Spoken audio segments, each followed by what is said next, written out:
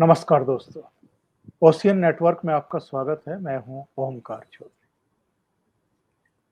भारतीय सुरक्षा बलों ने, सेना ने, अर्धसैनिक बलों ने, जम्मू कश्मीर की पुलिस ने, हमारे तमाम अधिकारियों ने ऐसा लगता है कि इसके लिए संकल्प कर लिया है, कमर कस ली है कि अब घाटी को आतंकवादियों से पूरी तरीके से मुक्त कराना है और जो साजिशें सीमा पार रची जा रही हैं, उनको पूरी तरीके से निष्फल करना है।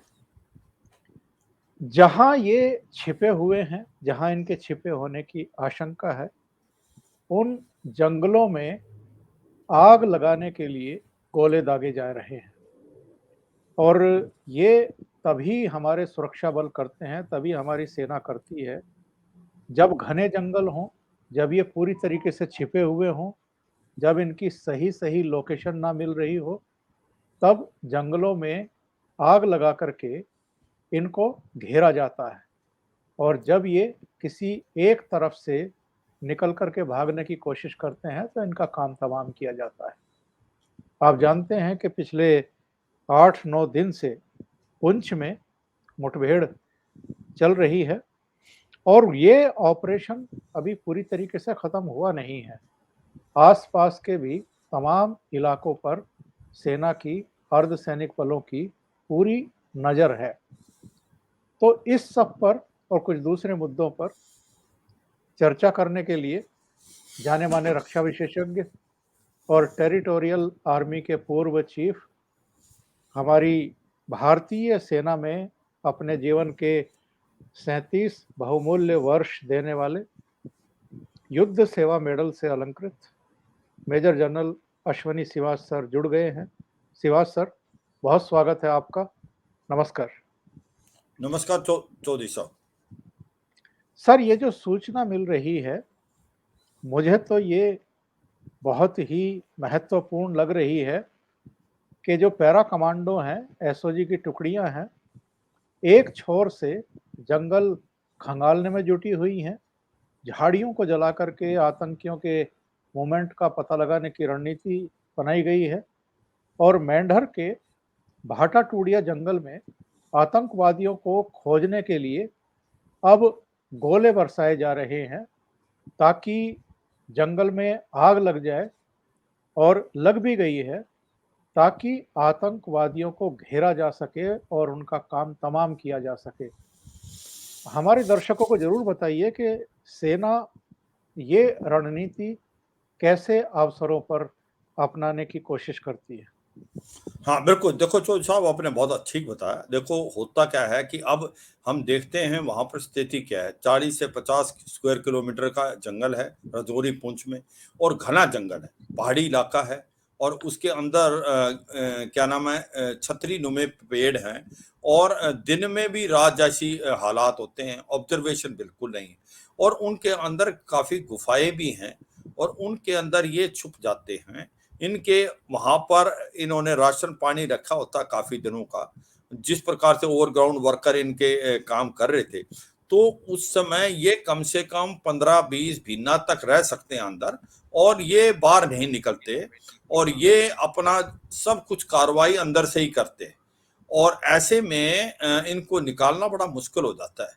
और 3-4 और बातें कि एक तो मैंने बताया जंगल बहुत घना है, उनको मालूम है कि वो घिर गए हैं, तो वो 2 बातें करेंगे। एक तो वो बाहर नहीं निकलेंगे, अंदर रहेंगे गुफाओं में, और पूरा जंगल है वहाँ, और दूसरा जो है वो अपना जो फायर का कंट्रोल रखेंगे, जवाबी फायर नहीं देंगे। उससे 2 बातें, एक तो उनका अम्यूनिशन बचा रहेगा, और एक आपको पता नहीं लगता कि वो हैं या निकल तो नहीं गए। तो ऐसे में आपको पहले उसको बॉक्सिंग करना है। उसको बॉक्सिंग का मतलब, पहले आपको पक्का विश्वास करना है कि इन 2 बाय 2 किलोमीटर या 3 बाय 2 किलोमीटर के अंदर है। उसको बॉक्सिंग करना मतलब कि आप चारों तरफ से उसको घेरा डालना, एक छोटा घेरा, और उसके बाद आप अपना इंसेंडरी जो राउंड फायर करते हैं, जिससे जहां पर ये छुपे होने का अंदेशा है, पहले तो आप उस इलाके को रोशनी करते हो, क्योंकि रात जैसा माहौल है, और इंसेंट्री राउंड से आप देखने की कोशिश करते हो। दूसरा, उन्हीं राउंड को अगर आप ज्यादा देर तक नीचे तक फायर करो तो वो जंगल में जब गिरते हैं तो जंगल में आग लगा देते हैं। तो वो ऐसे ही आग लगाने का मतलब ये है, उन झाड़ियों को आग लगे और उस आग लगने से वो झाड़ियां, जब वो केव की तरफ भी आग लगेगी तो हो सकता है ये आतंकवादी वहां से निकले। तो ये एक प्रकार कार्रवाई है, ये कोई नई कार्रवाई नहीं, हम करते रहे हैं। देखो मेरे पास बहुत एक्सपीरियंस है मच्छर सेक्टर में। हमारा ये जो अब आप की एक स्थिति आई है, ये आई है जंगलों में जो कि पुंछ राजौरी के हैं, जो कि लाइन ऑफ कंट्रोल से अंदर हैं। और मुझे लगता है कि ये जो आतंकवादी हैं, ये अगस्त सितंबर में अंदर आए हैं। ये कम से कम 10 से 12 कम से कम होंगे। इनका मेन इरादा है कश्मीर घाटी जाना, और ये हो सकता है कि इनका कोई ना कोई कनेक्शन तालिबान में जो 6 से 8 हजार के करीब आतंकवादी लश्कर तोबा जैसे मोहम्मद के लड़ रहे थे उनके साथ भी हो। क्योंकि अभी तक जो इन्होंने फायर डिसिप्लिन दिखाया है, मतलब कि फायर डिसिप्लिन मीन बिना वजह के इन्होंने फायर नहीं किया है। दूसरी बात, ये एक हार्डन्ड है, बैटल हार्डन नजर आ रहे हैं और ट्रेंड और मोटिवेटेड टाइप के आतंकवादी लग रहे। तो ऐसे में आपको बहुत ही जिस प्रकार से भारत की फौज की शुरू में कोई ना कोई कैजुअलिटी होगी है, तो अब हमें फूंक फूंक के चलना पड़ेगा। ऑपरेशन को धीरे चलाना है क्योंकि टाइम हमारे पास है। आपने चारों तरफ से इसको घेर लिया है, इनको वेयर आउट करो, मतलब इनको थकाओ, और फिर आप धीरे धीरे अपने पैरा कमांडो से जो कि स्पेशल फोर्सेज हैं और एसजीओ की मदद जो कि इंटेलिजेंस वगैरह पुलिस की लेके आप इनको घेरा डालो। पहले घेरा बड़ा डालना है और फिर धीरे धीरे बॉक्सिंग करके उनको एक तरफ बीच बीच में इस तरीके कर लेना, 2 बाई किलोमीटर 2 बाई 3 किलोमीटर, जिससे फिर आप कोऑर्डिनेट सर्च करो तो आसान है इनको मारना। तो ये ऑपरेशन बहुत धीरे चलना है क्योंकि हम नहीं चाहते कि और कोई कैजुअलिटी हो। और इसमें होता क्या है, जो आदमी छुपा हुआ है, जिसने एक प्रकार से पहाड़ी के और केव के अंदर छुपा हुआ है, तो उसको फायदा होता है। जब आप इसको ढूंढने की कोशिश करते हो तो आप एक्सपोज हो, तो आपकी कैजुअलिटी हो सकती है। और क्योंकि भारत का ये एक प्रकार से नजरिया रहा है कि हमने काउंटर टेररिज्म ऑपरेशन में भी जम्मू और कश्मीर में अपने कभी भी अटैक हेप्टर का इस्तेमाल नहीं किया। हमने आर्टिलरी का कभी भी ऑफेंसिव एक्शन अपने इलाके में नहीं किया। बिनिस्बत आप पाकिस्तान का ट्रैक रिकॉर्ड देखो, आप पाक एरिया में, खैबर पख्तूनख्वा में, बलूचिस्तान में वो अटैक हेप्टर भी यूज करते हैं, आरटी का एचई फायर करते हैं। तो ये फर्क है, मगर मुझे लगता है ये बड़ी अच्छी कार्रवाई हो रही है और मुझे लगता है कि 3-4 दिन में इनको घेर के मार दिया जाएगा। चौधरी साहब और जनरल साहब, ये जो टीआरएफ की जो गतिविधियां सामने आ रही हैं और जो खुलासे हो रहे हैं कि टीआरएफ का नेतृत्व तो कोई और नहीं कर रहा है बल्कि हाफिज सईद का दामाद कर रहा है, और इधर ये सूचना भी मिल रही है कि इन्होंने एनआईए को भी धमकी दी है। तो ये जो रीपैकेजिंग हो रही है आतंकवाद की, संगठनों की, इसके पीछे क्या रणनीति है पाकिस्तान की या आईएसआई की या वहां बैठे हुए आतंकवादियों के सरगनाओं की? देखो, आतंकवादी कोई बदला नहीं, ये लश्कर तोबा जैसे मोहम्मद के आतंकवादी हैं। क्योंकि इनको डर है कि अगर लश्कर तोबा का बार बार नाम आता है तो financial action task force Pakistan को ग्रे से ब्लैक लिस्ट कर सकती है।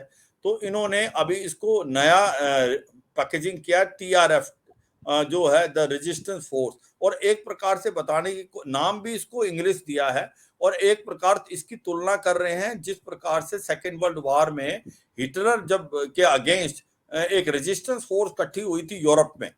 इसका मतलब कि जब हिटलर ने जूस के अगेंस्ट एक प्रकार से ह्यूमन राइट वायलेशन की थी, तो एक रेजिस्टेंस फोर्स इकट्ठी हुई थी यूरोप में। तो वो इसका बताने की कोशिश करें कश्मीर के अंदर ह्यूमन राइट वायलेशन हो रहे हैं, तो उसके अगेंस्ट ये रेजिस्टेंस फोर्स इकट्ठी हुई है।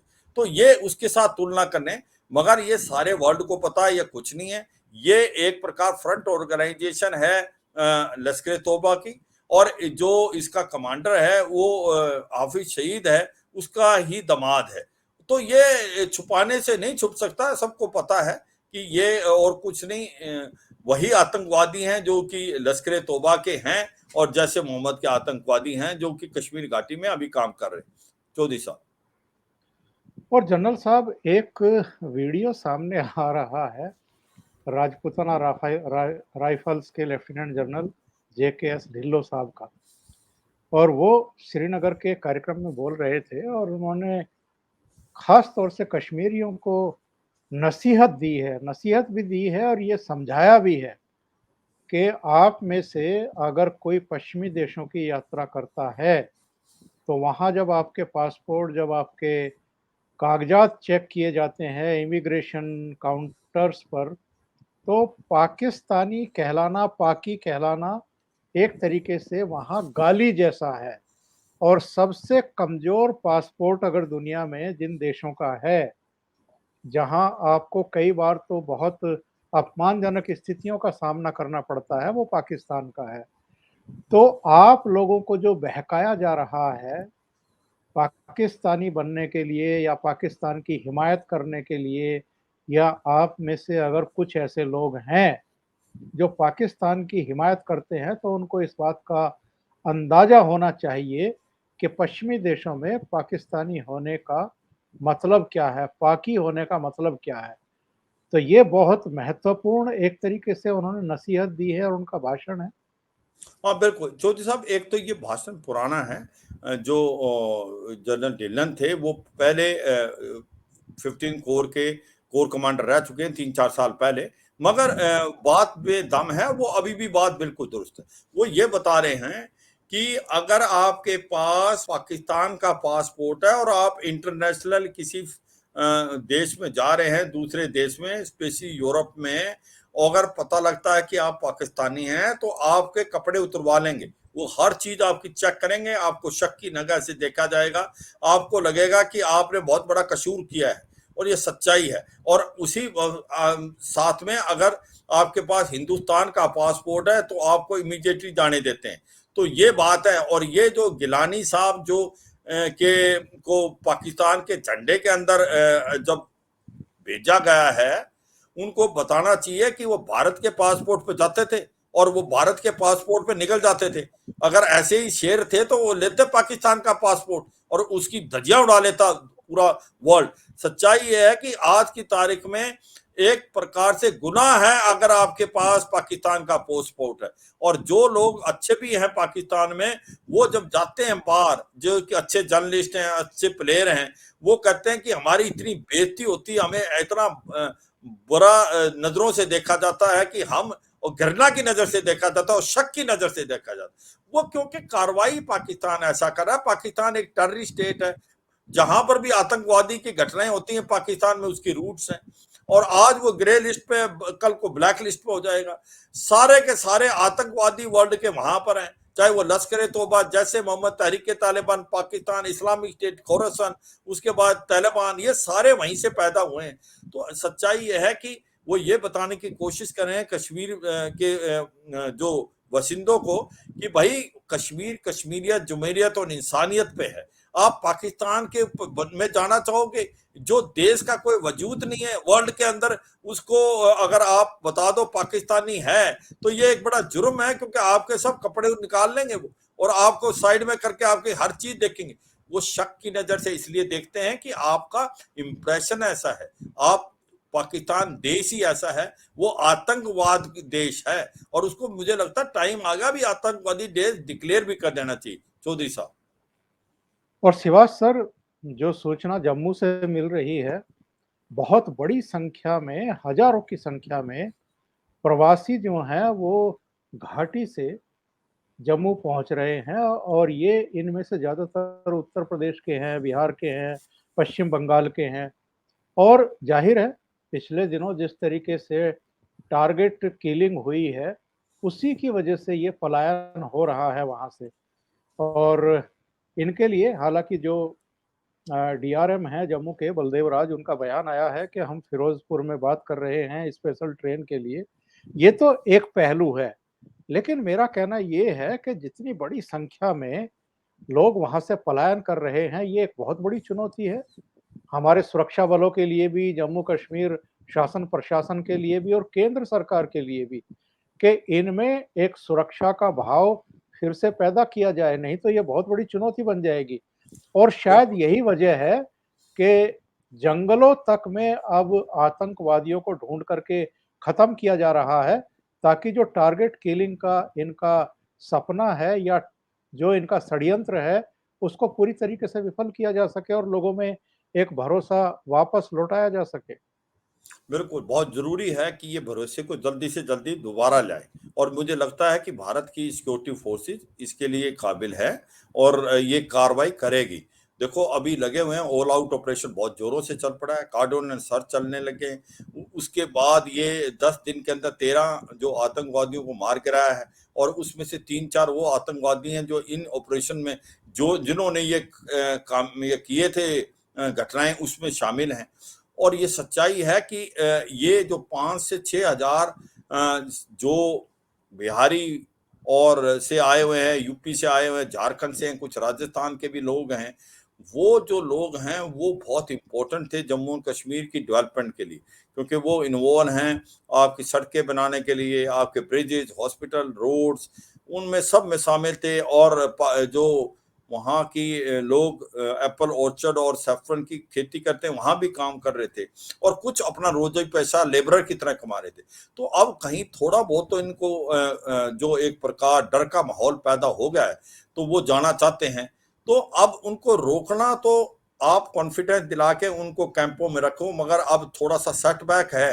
भारत एक डेमोक्रेटिक कंट्री है, आप किसी को ऐसे रोक नहीं सकते। तो अब उनको जाने के लिए सही अच्छी तरीके से आप सिस्टम बनाएं, उनके लिए ट्रेन चलाएं, मगर आतंकवाद का जल्दी से जल्दी खात्मा करके दोबारा कॉन्फिडेंस लाएं कि ये वापस आए, ये है। और जो वहां रहना चाहते हैं उनको अच्छी तरीके से सेफ्टी और प्रोटेक्शन दे। पर मुझे लगता है कि इसमें इतनी घबराने की बात नहीं थी। ये चंद एक जो हाइब्रिड वारफेयर की सिचुएशन इन्होंने क्रिएट की थी वो संभल गई है और अगले आने वाले मुझे लगता है 1-2 महीने के अंदर इसको बिल्कुल जो आतंकवाद के ये जो हाइब्रिड वारफेयर में ओजीडब्ल्यू और स्लीपर सेल इन्वॉल्व थे उनको पकड़ा जाएगा, उनके ऊपर एक्शन लिया जाएगा, टेररिस्ट टाइप जो बंदे उनको मारा जाएगा और एक माहौल चेंज होगा। मगर अब स्थिति शायद डर थोड़ा सा यही हुआ, वही आतंकवादी चाहते थे एक को मारो 1000 को डराओ। तो वो अभी सिचुएशन है, उसको आपने इमीडिएटली एक्शन लेना है, ले रही है security forces, operation roll out हो रहे हैं और इसी प्रकार जो लोग वहां पर हैं उनको भी प्रोटेक्शन देनी, उनको कैंपों में रखना है, उनको प्रोवाइड करना है एक सिक्योरिटी और एक माहौल पैदा करना है कि जो भी कश्मीर घाटी में आता है तो वो अनसेफ ना फील करे। मैं एक चीज और बताना चाहूंगा चौधरी साहब इसमें कि जी। जो इन घटनाएं के बावजूद भी टूरिज्म में कोई फर्क नहीं पड़ा है।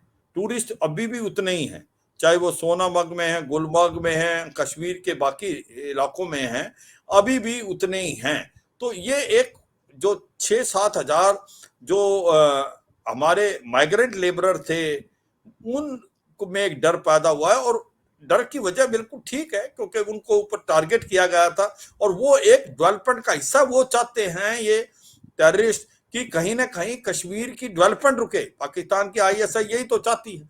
तो वो एक प्रकार से अभी जा रहे हैं, मगर मुझे लगता है गवर्नमेंट इसके लिए बहुत ज्यादा ध्यान दे रही है। जल्दी से जल्दी एक माहौल चेंज होगा और दोबारा ये आएंगे और जो रह रहे हैं उनको अच्छी तरीके से प्रोटेक्शन और जो भी इन्वॉल्व है, जिस प्रकार से ये 13 टेररिस्ट अभी मारे गए, आने वाले समय में मुझे लगता है दोबारा इनके मन को जीत के ये दोबारा वापस आएंगे। चौधरी साहब बहुत बहुत धन्यवाद जनरल साहब, आप जुड़े और आपने आज के जो डेवलपमेंट थे, आज की जो घटनाएं थी, उन पर हमारे दर्शकों को महत्वपूर्ण जानकारियां दी। Thank you so much sir. नमस्कार। नमस्कार चौधरी साहब, जय हिंद। जय हिंद।